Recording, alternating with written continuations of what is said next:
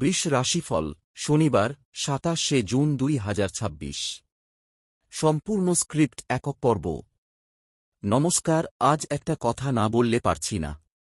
২৭শে June শনিবার, এই তারিখটা শুনেই আমার গায়ে কাঁটা দিয়ে গেল।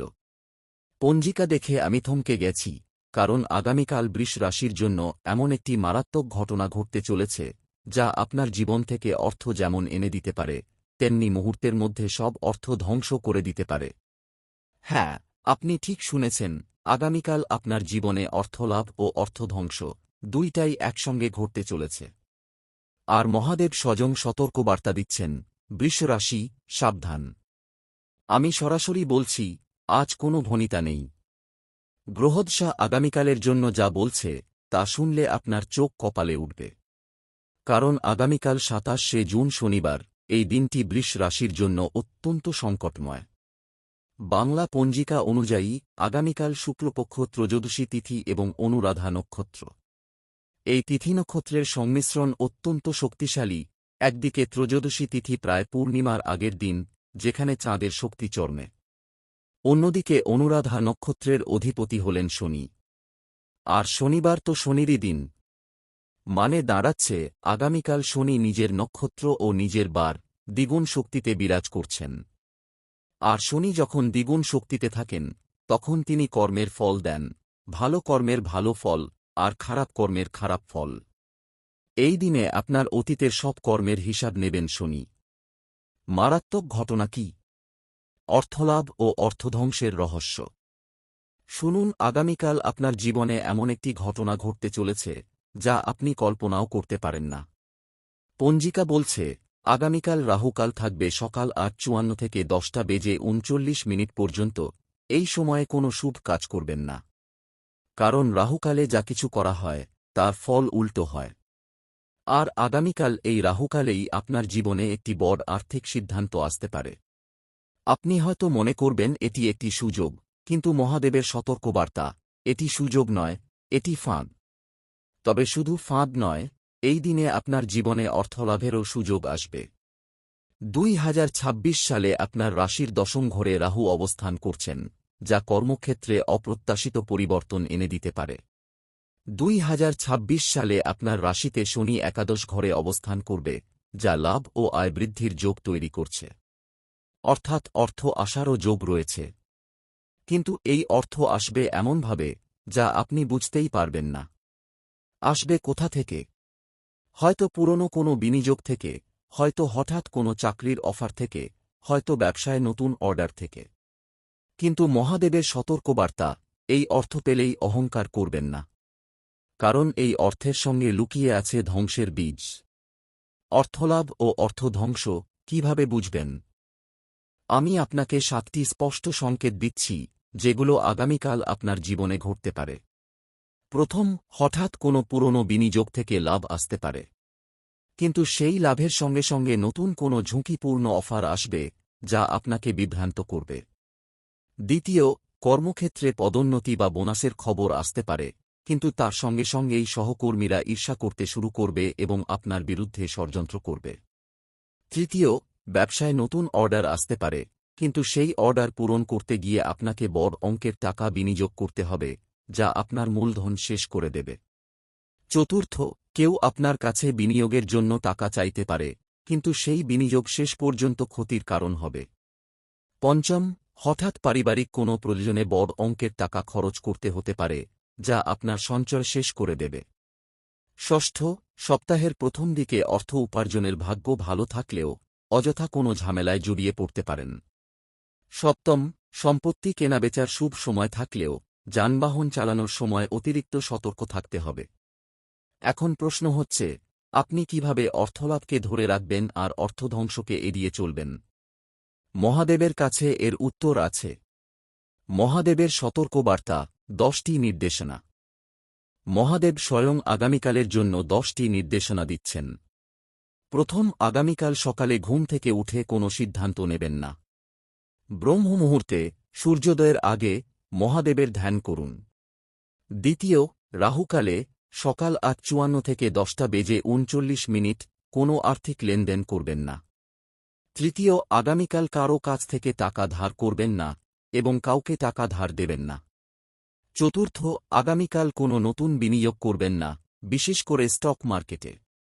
কারণ 2026 সালে ঝুঁকিপূর্ণ বিনিয়োগ ক্ষতির কারণ হতে পারে। পঞ্চম, আগামীকাল কোনো নথি বা চুক্তিতে স্বাক্ষর করবেন না। ষষ্ঠ, আগামীকাল কারও সঙ্গে অর্থ নিয়ে তর্ক করবেন না। সপ্তম, আগামীকাল যা কিছু লাভ পান তার কিছু অংশ দান করুন। মহাদেব তখন খুশি হবেন এবং আপনার অর্থ রক্ষা করবেন। অষ্টম, আগামীকাল পরিবারের সঙ্গে কোনো অশান্তি করবেন না। নবম, আগামীকাল কোনো নতুন গৃহপ্রবেশ বা সম্পত্তি সংক্রান্ত সিদ্ধান্ত নেবেন না। দশম, আগামীকাল স্টক মার্কেটে বিনিয়োগ করবেন না। মিউচুয়াল ফান্ড, পেনশন প্ল্যান এবং দীর্ঘমেয়াদী বিনিয়োগের পরিকল্পনা করতে পারেন। শনির বিশেষ প্রভাব, কর্মের হিসাব। শনিবার শনির দিন, আর শনি হল কর্মফলের দেবতা। আগামীকাল শনি যখন নিজের নক্ষত্র অনুরাধায় থাকবেন, তখন তিনি আপনার অতীতের সব কর্মের হিসাব নেবেন। আপনি যদি আগে কোনো অধর্ম করেছেন, কাউকে ঠকিয়েছেন, কারও টাকা আটকে রেখেছেন বা কোনো প্রতারণা করেছেন, তাহলে আগামীকাল শনি সেই হিসাব চাইবেন। আর সেই হিসাব চাওয়ার মাধ্যম হবে অর্থধ্বংস। হঠাৎ করেই দেখবেন আপনার টাকা কোথায় চলে গেল। অন্যদিকে আপনি যদি আগে কোনো সৎ কাজ করে থাকেন, দান করেছেন, অভাবীকে সাহায্য করেছেন বা সৎ পথে অর্থ উপার্জন করেছেন, তাহলে শনি আপনাকে অর্থলাভের সুযোগ দেবেন। তাই আগামীকাল আপনার অতীতের কর্মই নির্ধারণ করবে আপনার ভবিষ্যৎ। 2026 সালে শনির প্রভাবে আপনার কিছু পেতে দেরি হতে পারে, কিন্তু যখন পাবেন তখন তা আপনার জন্য লাভজনক হবে। কাঙ্ক্ষিত সাফল্য লাভ করতে পরিশ্রম করতে হবে। তাই তাড়াহুড়ো করে লাভ করার চেষ্টা করবেন না, এতে উল্টে ক্ষতি হতে পারে। বৃষ রাশির 2026 সালের আর্থিক অবস্থা, সামগ্রিক দৃষ্টিভঙ্গি। 2026 সালে বৃষ রাশির আর্থিক অবস্থা সাধারণত শক্তিশালী থাকবে। বছরের প্রথম দিকে বৃহস্পতি আপনার দ্বিতীয় ঘরে থাকায় উপার্জন বাড়বে। 2 জুন 2026 বৃহস্পতি বৃষ রাশির তৃতীয় ঘরে প্রবেশ করবে। এর ফলে মিডিয়া, প্রযুক্তি ও কমিউনিকেশন ক্ষেত্রের সঙ্গে যুক্তরা সাফল্য পাবেন। ব্যবসা বাড়ানোর সুযোগ পাবেন। ছোট বিনিয়োগ থেকেও বড় সাফল্য পেতে পারেন। তবে এই সময় রিয়েল এস্টেট সংক্রান্ত কোনো সিদ্ধান্ত না নেওয়াই ভালো। অক্টোবরের পর নতুন সম্পত্তি কিনতে পারেন বা সম্পত্তি সংক্রান্ত জটিলতা দূর হতে পারে। জানুয়ারি থেকে জুন বিনিয়োগের জন্য সবচেয়ে ভালো সময়। কিন্তু রাহুকেতুর প্রভাবে হঠাৎ ঝুঁকিপূর্ণ সিদ্ধান্ত ক্ষতির কারণ হতে পারে। বিশেষ করে 27শে জুনের মতো দিনে, যেখানে রাহুকাল ও শনির বিশেষ প্রভাব, সেখানে ধৈর্য, সংযম ও বাস্তব বুদ্ধির সঙ্গে এগোনোই হবে সাফল্যের চাবিকাঠি। আর আগামীকাল এই বছরেই একটি গুরুত্বপূর্ণ মোড়। আপনি যদি মহাদেবের সতর্কবার্তা মানেন, তাহলে এই বছর আপনার অর্থ সুরক্ষিত থাকবে। আর না মানলে ধ্বংস অনিবার্য। বৃষ রাশির চারিত্রিক বৈশিষ্ট্য ও অর্থের সম্পর্ক। বৃষ রাশির জাতকদের মধ্যে রয়েছে এক অনমনীয় দৃঢ়তা, অথচ তাদের মধ্যে স্নেহ, মমতা, ভালোবাসা ও আনন্দ উপভোগের অভিলাষও কম নয়। এরা সাধারণত ধীরস্থির, ভদ্র ও শান্ত প্রকৃতির হয়ে থাকে। এরা সুশৃঙ্খল এবং আইনকানুনের প্রতি শ্রদ্ধাশীল হয়। এরা যে কাজে নিযুক্ত হয় সে কাজে সাফল্য লাভের তীব্র ইচ্ছা পোষণ করে। অর্থ উপার্জনে আপনি ধৈর্য, সহ্যশক্তি ও বৈষয়িক উপার্জনে সার্থকভাবে কাজে লাগাতে জানেন। অর্থই যে জীবনে প্রতিষ্ঠা, সুখ ও নিরাপত্তা এনে দিতে পারে, এমন বিশ্বাস আপনি দৃঢ়ভাবে বিশ্বাস করেন। ফলে আপনি টাকা পয়সার ব্যাপারে সচেতন, তবু কাউকে ঋণ দেওয়ার ব্যাপারে সহজে না করতে পারেন না। জীবনের নিরাপত্তার চিন্তায় আপনি সঞ্চয়ে উৎসাহী, তবু আপনাকে কৃপণ বলা যাবে না। বিলাস, আরামায়েশ ও ঘর সাজাবার জন্য আপনি বেহিসাবী। সন্তানদের ব্যাপারে অর্থ খরচে আপনি উদার। কিন্তু এই গুণগুলোই আগামীকাল আপনার দুর্বলতা হতে পারে। আপনি যদি অতিরিক্ত উদার হন অথবা অতিরিক্ত বিলাসী হন, তাহলে আপনার অর্থ ধ্বংস হতে পারে। অর্থলাভ ও অর্থধ্বংস, পৌরাণিক কাহিনী। পুরাণে একটি কাহিনী আছে। একবার মহাদেবের ভক্ত অর্থের জন্য কষ্ট পাচ্ছিলেন। তিনি মহাদেবের কাছে প্রার্থনা করলেন, হে মহাদেব, আমাকে অর্থ দিন। মহাদেব তখন তাঁর কাছে গেলেন এবং বললেন, তুমি যদি আমার নির্দেশ মেনে চলো, তাহলে আমি তোমাকে অর্থ দেব। ভক্ত বললেন, আমি মেনে চলব। মহাদেব বললেন, প্রথম, তুমি অহংকার করবে না। দ্বিতীয়, তুমি এই অর্থ দিয়ে পূর্ণ কাজ করবে। তৃতীয়, তুমি কখনো আমাকে ভুলবে না। চতুর্থ, তুমি রাহুকালে কোনো কাজ করবে না। ভক্ত সেই নির্দেশ মেনে চললেন এবং তাঁর জীবন অর্থে ভরে গেল। কিন্তু আরেক ভক্ত ছিলেন, যিনি অর্থ পেয়ে অহংকার করলেন, রাহুকালে বিনিয়োগ করলেন এবং সব অর্থ হারালেন। মহাদেব তখন তাকে বললেন, তুমি আমার নির্দেশ মানোনি, তাই তোমার অর্থ গেল। এই কাহিনী থেকে আমরা শিখি, মহাদেবের নির্দেশ মেনে চললে অর্থ থাকে, না মানলে অর্থ যায়। তাই আগামীকাল মহাদেবের নির্দেশ মেনে চলুন। আগামীকালের বিশেষ সময়সূচি। আগামীকাল ২৭শে জুন শনিবার, সূর্যোদয় হবে সকাল ৪:৫৮, সূর্যাস্ত হবে সন্ধ্যা ৬:২০। ব্রহ্ম মুহূর্তে সকাল ৪:৫৮ থেকে ৫:৩০। ঘুম থেকে উঠে স্নান করে মহাদেবের ধ্যান করুন। সকাল ৫:৩০ থেকে ৮:৫৪ পর্যন্ত এই সময়ে কোনো জরুরি কাজ করলেও চলতে পারে, কিন্তু বড় সিদ্ধান্ত নেবেন না। সকাল ৮:৫৪ থেকে ১০:৩৯ পর্যন্ত রাহুকাল। এই সময়ে কোনো শুভ কাজ করবেন না, কোনো আর্থিক লেনদেন করবেন না, কোনো নথি সই করবেন না। দুপুর ১২ থেকে ১টা পর্যন্ত এই সময়ে দুপুরের খাবার খান এবং মহাদেবকে স্মরণ করুন। বিকেল ৩টা থেকে ৫টা পর্যন্ত এই সময়ে দান করুন। সন্ধ্যা ৬:২০ পর সূর্যাস্ত। এই সময়ে একটি প্রদীপ জ্বালিয়ে মহাদেবের আরতি করুন। রাত ৯ থেকে ১০টা পর্যন্ত পরিবারের সঙ্গে বসে মহাদেবের গল্প শুনুন বা বলুন। ২৭শে জুন রাত ১০:২২ থেকে ২৮শে জুন ভোর ৫:২৫ পর্যন্ত গৃহপ্রবেশের শুভ মুহূর্ত রয়েছে, কিন্তু আগামীকাল রাতে কোনো নতুন কাজ শুরু করবেন না, কারণ এটি রাহুকালের পরের সময় হলেও শনির প্রভাব এখনও সক্রিয়।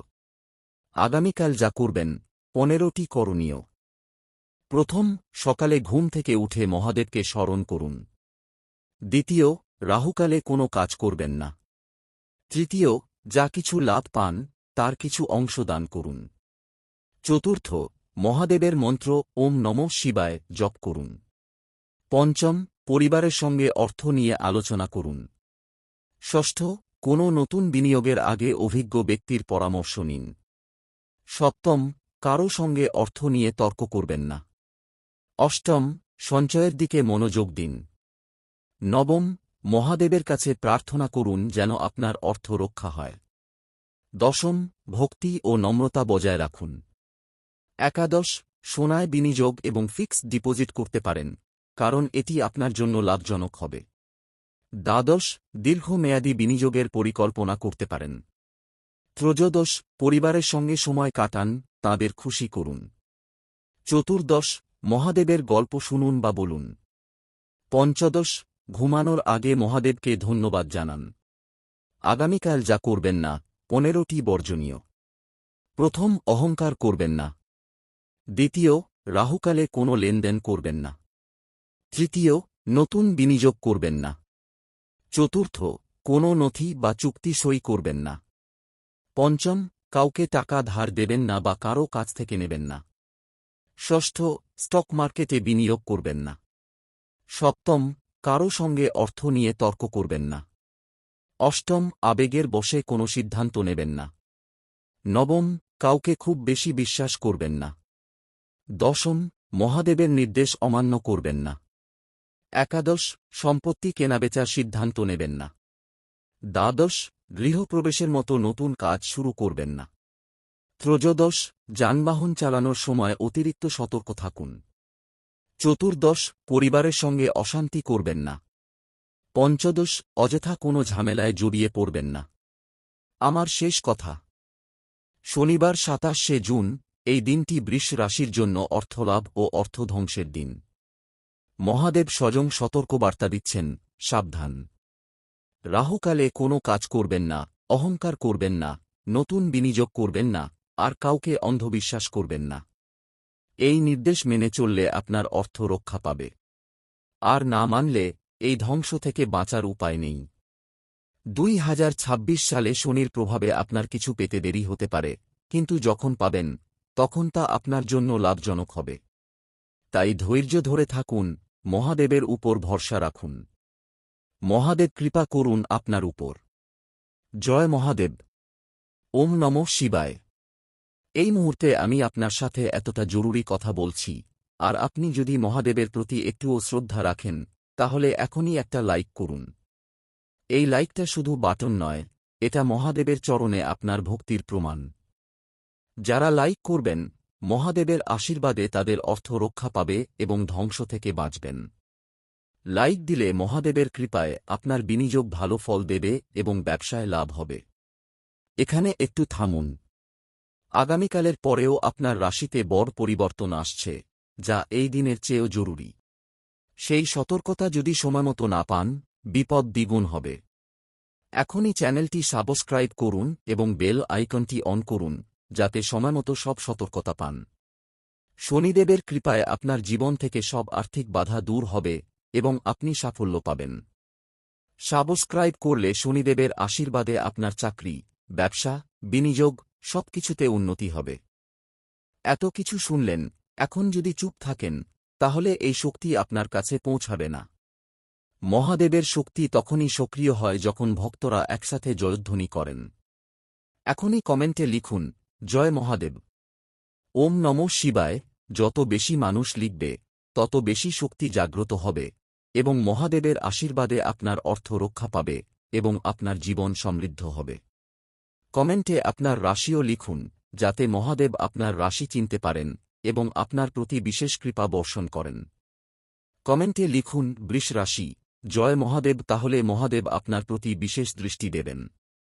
এবার সবশেষে আমি আপনাকে একটি বিশেষ রক্ষা মন্ত্র দিচ্ছি। এই মন্ত্র আগামীকাল 27শে জুন শনিবারের জন্য বৃষ রাশির অর্থরক্ষার বিশেষ মন্ত্র।